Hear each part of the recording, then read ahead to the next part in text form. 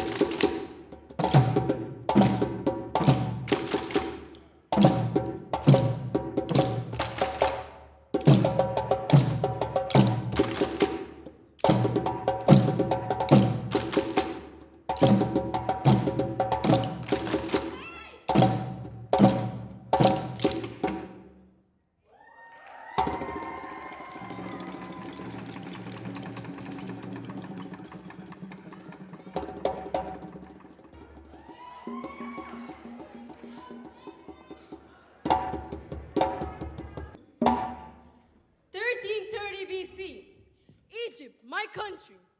Egypt at this time is the most powerful nation on the earth.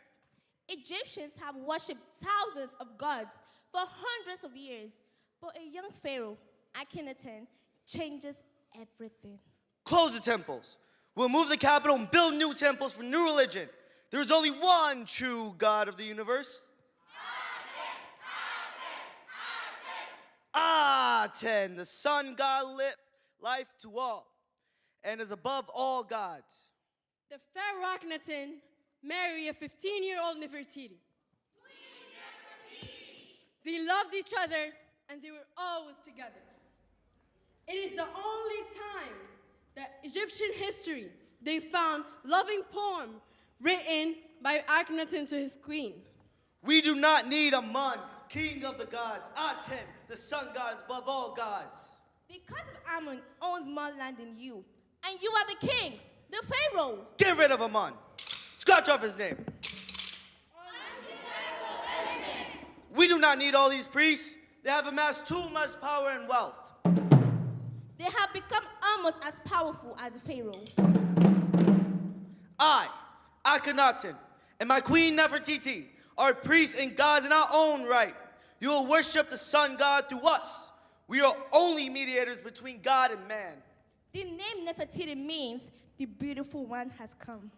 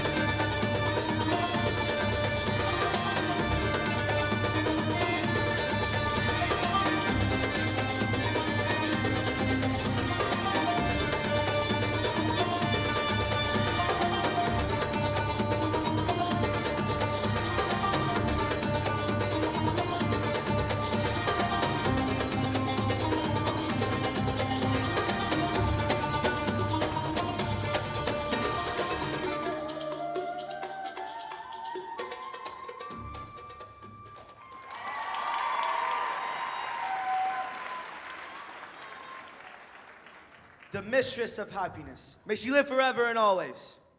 Queen Nefertiti was more than just beautiful.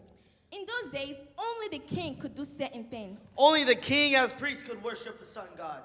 Nefertiti shone as a priest. Only a man can wear the crown of a pharaoh. Nefertiti wore the crown of the pharaoh. Only the king strikes the enemy. Nefertiti strikes the enemy. Only the king rides a chariot of victory. Nefertiti rides the chariot of victory.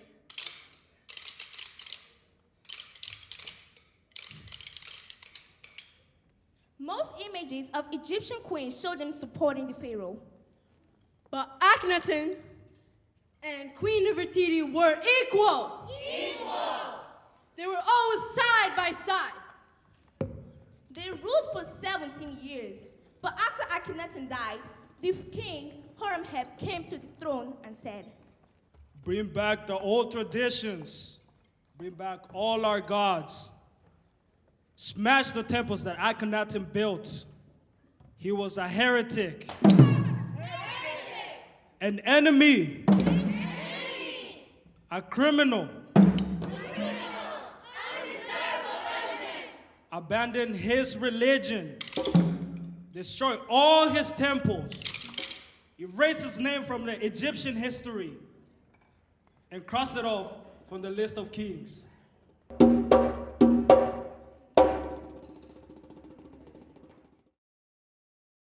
1900 Ejisu, the Ashanti Kingdom, or modern-day Ghana. That is where I come from. The British governor, Frederick Hudson, demands the golden stool, a symbol of British sovereignty over the Ashanti Kingdom.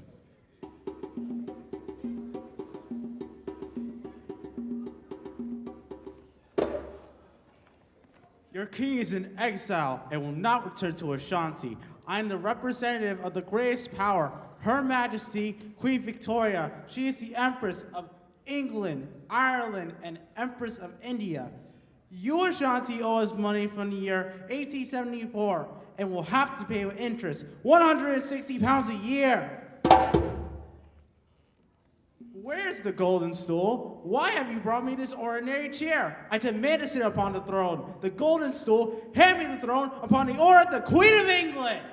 Governor, my troops will search for the golden stool until they find it. But the Queen Mother, Ya Asante, will refuse to pay the tax or bow to the British governor. How can a proud and brave people like the Ashanti sit back and look while the white men take away their kings and their chiefs and humiliate them with the demand for the golden stool, which holds this entire spirit of the entire Ashanti people? The golden stool is a symbol of our soul. The golden stool only means money to the white man. They have searched and dug for everywhere for it. I shall not pay 1 penny to the British governor. The British are too powerful. They have more weapons. We cannot defeat them. I cannot believe it. It cannot be. If you, the men of Ashanti, will not go forward, then we will. We, the women, we will fight. We will fight till the last of us falls in the battlefield. Ya Asante became the commander-in-chief. Only men can become commander-in-chief. But she and the chief drank to the gods and took a solemn oath.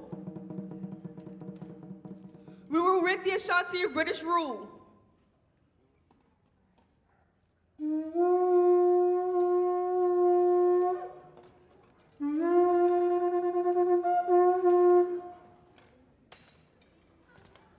Freedom for the Ashanti!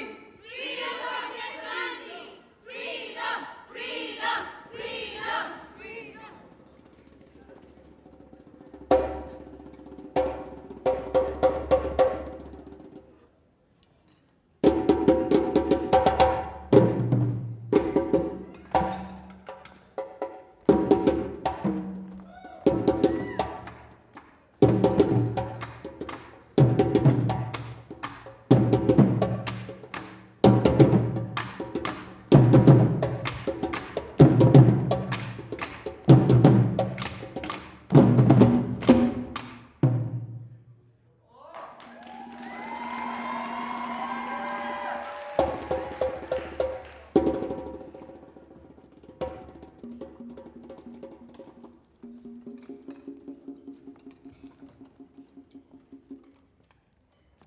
took 21 more years. But Yaa Asantewaa, the warrior queen, led Ghana in its fight for independence from the British. My mother is the second queen from this very town of Ejisu. Yaa Asantewaa was the first queen. Whoever becomes the queen becomes Yaa Asantewaa. My grandmother is Yaa Asantewaa. She empowered women to be bold, courageous, and refuse to give up or give in.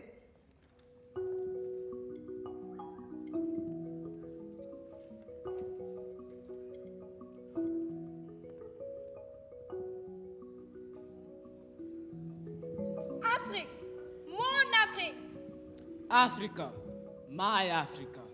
Afrique des fiers guerriers dans les savannes ancestrales. Africa of proud warriors and ancestral savannas. Afrique que me chantait ma grand-mère au bord de son fleuve lointain. Africa of whom my grandmother sings on the banks of the distant river. Je ne t'ai jamais connu, I have never known you, mais mon regard est plein de ton sang. but your blood flows through my veins. Ton beau sang noir à travers les champs répandus. That beautiful black blood that irrigates the fields. Le sang de ta sueur, The blood of your sweat. le sueur de ton travail, The sweat of your work. le travail de l'esclavage, The work of your slavery. l'esclavage de tes enfants. The slavery of your children. Afrique, dis-moi Afrique, Africa. Tell me, Africa. est-ce ton doigt ce dos qui se courbe Is that your back that is bent? et se couche sous le poids de l'humilité? That back that breaks under the weight of humiliation? Ce dos tremblant à zébrure rouge, That back trembling with red scars as she said yes to the whip under the midday sun? qui dit oui au fouet sur les routes de midi. Alors, gravement, une voix me répondit, But a grave voice answers me. fils impétueux, cet arbre robuste et jeune, Impetuous child. That tree, young and strong. cet arbre là-bas, That tree over there. c'est l'Afrique, ton Afrique qui repousse, That is your Africa, springing up anew. qui repousse patiemment, obstinément, Springing up patiently, obstinately. et dont les fleurs ont peu à peu la mère saveur de la liberté.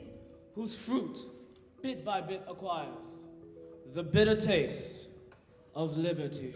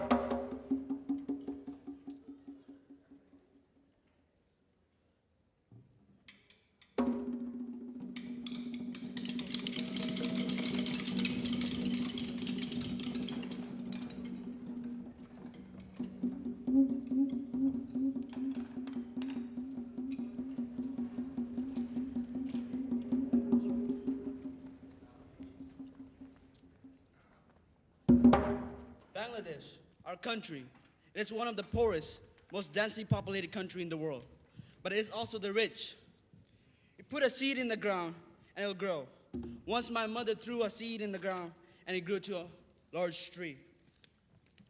People don't know that we have a lot of talented and educated people. Doctors, lawyers, engineers. 42 years ago, Muhammad Yunus helped change the way people in my country views women. This is Muhammad Yunus. He studied economics in the US, and he saw civil rights movement up close, and he was inspired by their commitment. There's a famine in my country, but I feel useless. It's really frustrating. What can I do to be useful to people? Why do people have to beg for existence? What created poverty? Employment was not the problem. We did full-time back-breaking work. I got to know villagers, and I found that there was nothing wrong with the people. It was a system that was the problem.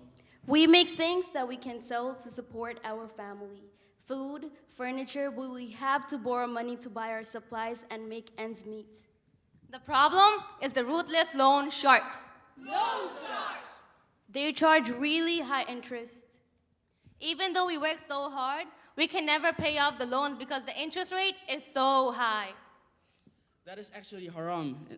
The interest is prohibited in Islam.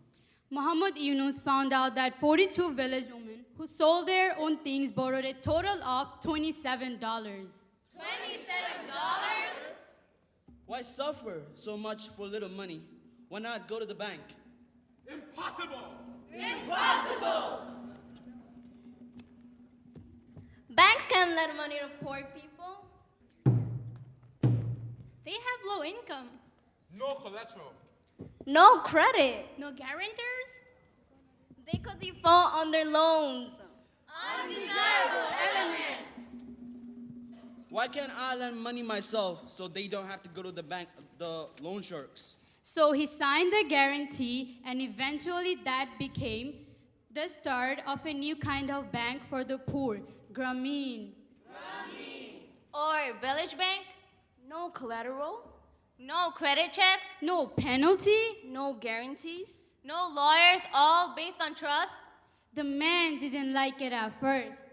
This is against our religion. Women should stay at home. They don't even know how to handle money. Undesirable elements. Now, this belief that women are below man is cultural corruption, not religious. In Islam, women are valued more than men. As a daughter, she opens heaven for her father. As a wife, she completes the other half of her husband's fate. As a mother, heaven is below her feet. So we have to take care of her. We men. We women are more reliable than men. Men, when they get money, they want luxury. They want to show off to the other guys. But we women put the money right back into our homes. We paid the loans back in full. 99%. Whatever money we make, we just get more food for the kids. We send them to school. We buy more chickens, cows, or seeds, or fish. We support each other. And the money in the bank goes back to us. We have the energy. The energy. The drive. The drive. The creativity. The creativity. Muhammad Yunus was awarded with the Nobel Peace Prize in 2006 for pioneering microcredit and microfinance, which empowers people to become self-sufficient. The poverty rate in rural Bangladesh dropped 56%. Now, Grameen also teaches people how to use solar energy instead of kerosene lamps to save energy, money, and to stop polluting homes. So let us create businesses, not to just make money, but to solve problems. Don't wait for corporations to give you jobs. Start your own businesses.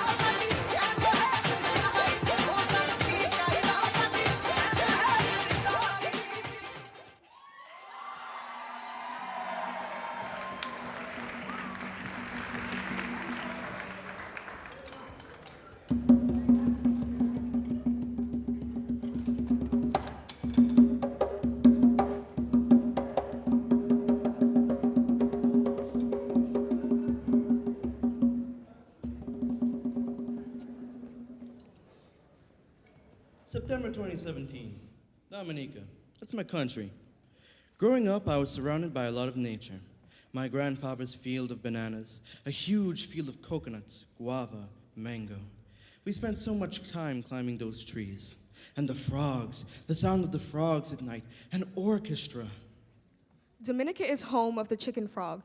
It is one of the largest frogs in the world, so they call it mountain chicken. But there are only 2 left in the world. They are almost extinct. Frogs everywhere help protect our wetlands. Without wetlands, so the soil can hold together, and they can just pull away with the sea. But it's more than the disappearance of wetlands. In 2017, we were hit by Hurricane Irma. Dominica was ravaged by back-to-back hurricanes, so it looks like a war zone. The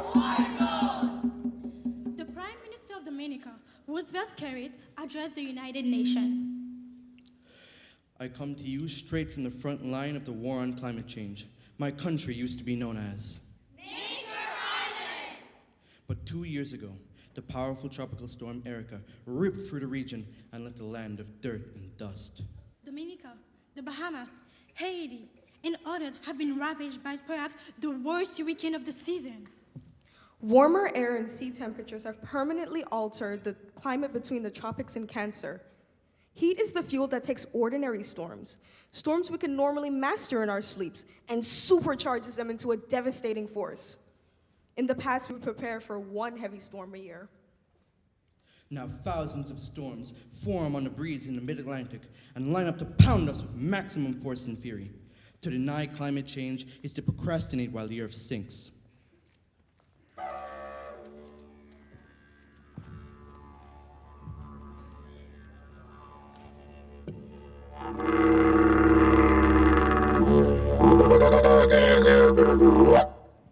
During the 2015 earthquake in Nepal, I was at home when things started to fall and everything shook.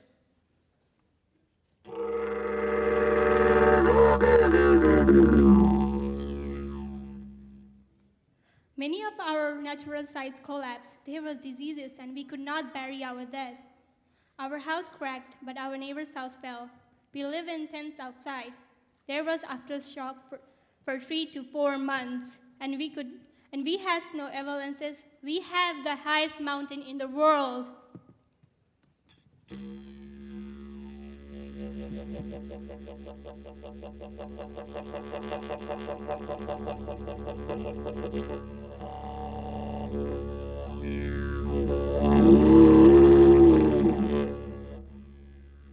Whether you are in Nepal, Nigeria, Senegal, Japan, Bangladesh, the Bahamas, Haiti, or any country in the Caribbean, climate change provides extreme weather, and We are all affected. To deny climate change is to deny a truth we have just lived. We have dug graves in Dominica. We buried loved ones.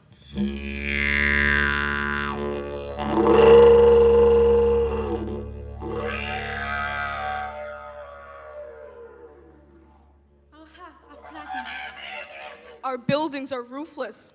Road infrastructure destroyed. Schools disappeared beneath rumbles. The stars have fallen. Eden is broken. The nation of Dominica has come to declare an international humanitarian emergency. We as a country and as a nation did not start this war against nature. We did not provoke it. We do not pollute or overfish our oceans.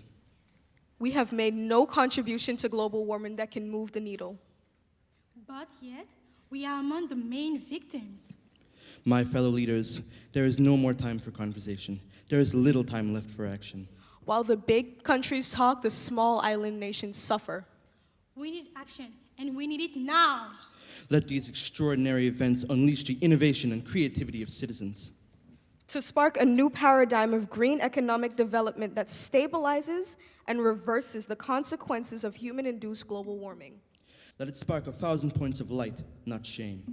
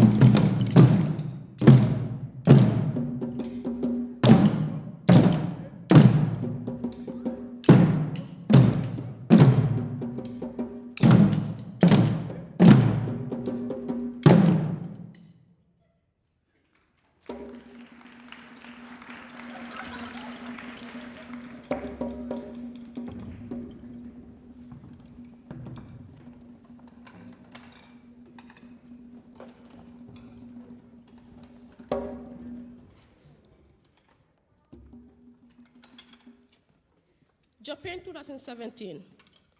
Global Kids takes a group of us to Japan to learn about how communities recovered, rebuilt after the earthquake, which caused the tsunami, which caused the nuclear power plant meltdown of 2011.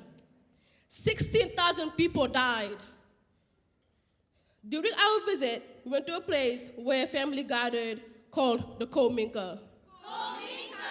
A safe space where those who survived could come together, cry together, support each other, and have a sense of family. We learned so much from the way they worked together, how they stayed strong, how they wouldn't quit no matter how much they have lost. It made us determined to help the world, to help others and change the planet. Even with all the damages, it was so powerful to see people looking into the future, so positive, such happy people. The whole time I was in Japan, I smiled so much, I thought my jaw would fall off. While in Japan, I visited a garden club where students created, grow, harvest, and eat their own food. It brought back memories from growing up in Senegal, where my mom had her own garden. In Senegal, we never had to buy vegetables because we had everything in my backyard. I had my own part of the garden from the time I was 6, where I planted my own corns. I even sold eggplants from my mom's garden. In Senegal, we only had very short rainy seasons. We had to grow as much as possible from mid-June to September. But today, the rainy season is even shorter because of global warming. Its rain doesn't come till August, so farmers like Fatou Yalanjai could not grow enough food to feed her family. But we have learned about ways to deal with the drought. Now we plant seeds that are climate smart. Each seed we plant can grow faster and produce more crops. We also learned how to compost and use organic and mineral fertilizers. So now we have enough to feed our whole family and our neighbors. We and the animals will not go hungry.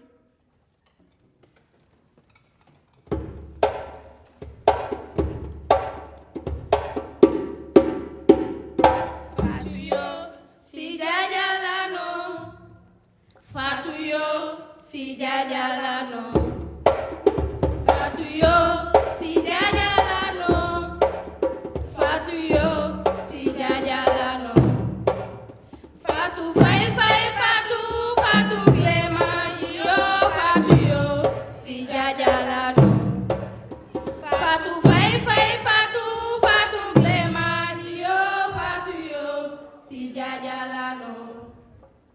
Butumbele, butumbele, butumbele, butumbele, butumbele, butumbele. Oh mami sera, oh mami casa. Butumbele, oh mami sera, oh mami casa. This song means, I'm Fatu Predi Fatu. like all the children of the world. I'm happy and will slowly grow up. I will grow up like everybody else. Like the little elephants and the little giraffes.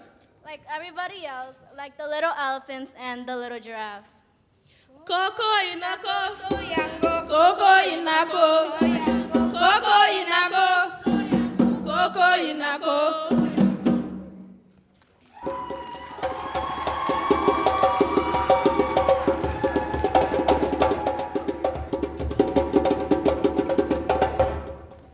My name Ami means friend in French.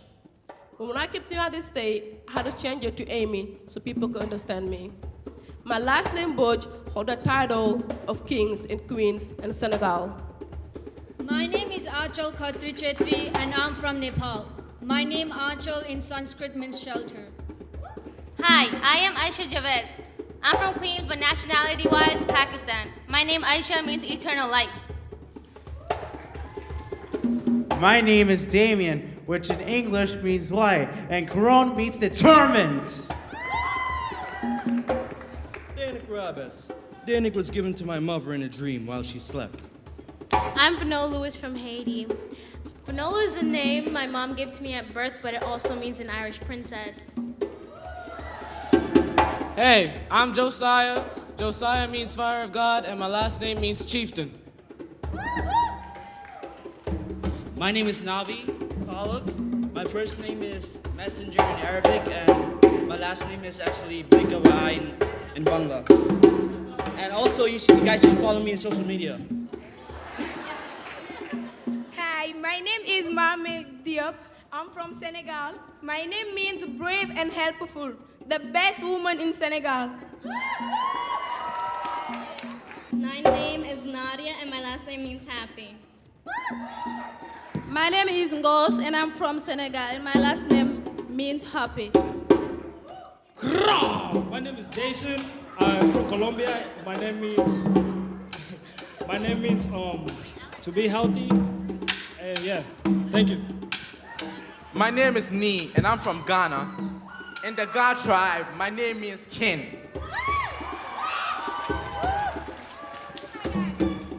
My name is Monica Massi. My first name means advice, and my last name means Christ. Hi, my name is Osamoyime Omogbe from Nigeria. Osamoyime means God honored me, while Omogbe means a child is the bedrock of a family. My name is Menam Mansour Abdul Mohsen from Egypt. Mena in Arabic means who found us, who searched for the truth, and Mansour means who is the victors. My name is Felina Sequoia Deja Johnson. I'm from the Bahamas.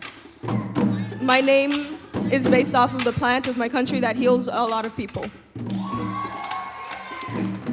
Hi, my name is Ria and I'm from Nepal. Ria means singer and Tapa means mountain in Nepal. In English, it means warrior. Hey, my name is Scarlett Matthias. I'm from Port-au-Prince, Haiti, and I'm the daughter of David and Nadia. Hi guys, my name is Sumaya Raha, and I was named after the first woman who died for Islam, and my last name Raha means peaceful. Yeah.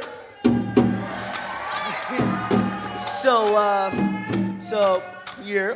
All right, so some of you guys know me as Tel, but my name right now is Alex. So my name's Alex, and I'm a teenager from Queens. You know, what's up? Yeah.